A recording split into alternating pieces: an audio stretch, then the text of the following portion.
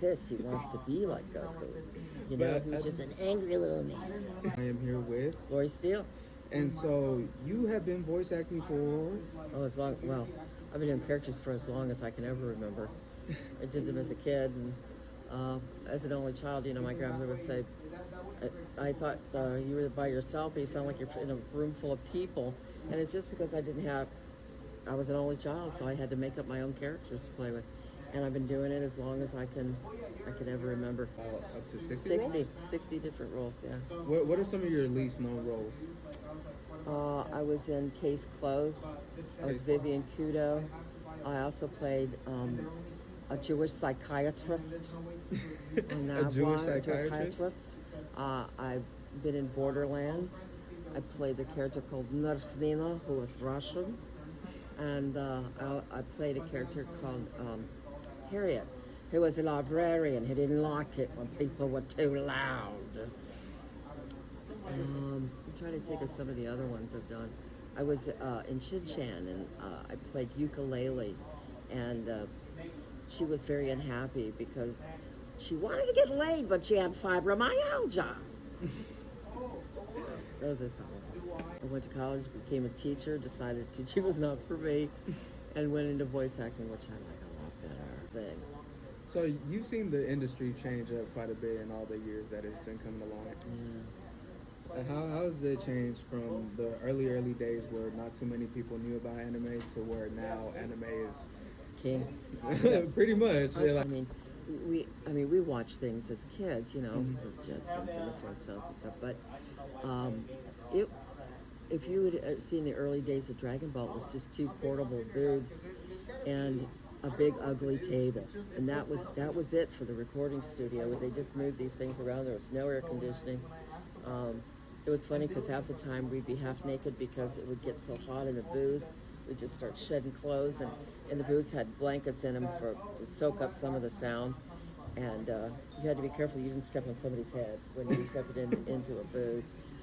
Because people slept there because we would record for so long. Oh, wow. But now it's all fancy and glossy. When you walk into Funimation now, they've completely made it look like Japan. So there are little drawbridges you can walk over. There's paintings of bamboo and waterfalls and. So they really created a tone and a scenery. I mean, when you hit that elevator and the doors open, it's like Oz. You know, you're like, really? Wow, it's really shiny and wonderful.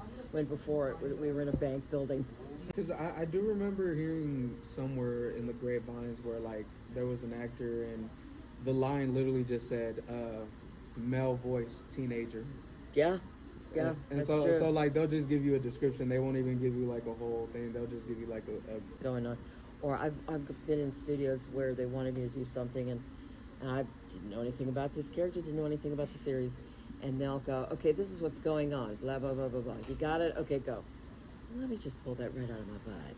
Let me just pull that voice right out of there. You just have to go with it and see. And I never know what's coming up. It just, when they need you, they need you. And what you do is you put in, they have all these sides, which is just sides mean it's just several paragraphs or something of a character. And you go in and you do all these characters, and then they have the library. And then when somebody needs that type of voice, they go listen to everybody in that category. Is there any character or any role that you saw that you just felt like you could have possibly done a better job? Or you always feel like that. Really? You always feel like that. Oh, I could have done that line better. Oh, I should have done it this way. We all do that. Really? Yeah, absolutely. Absolutely. That's why you can't beat yourself up for this stuff. You just do it and then let it go. Put it out there in the universe and let it go. Because how is it when friends and family, when they be like, what do you do for work? And then you just tell them, oh, I just do voices. When are you going to get a real job? I like that question, too. I know that my mother never believed I would do it. Never had that belief that I could do much of anything. And then I proved her wrong. And I thought, you just can't listen to it. Just believe in yourself. And sometimes that's real hard. Yeah. But just put one foot in front of the other and don't look back and don't worry about what people think. Because always got tired of that. What will so-and-so think? I don't care what they think. You know, this makes me happy and this is what I want to do. That's right. So just believe in yourself, and that's hard, but you got to do it. No one else is gonna.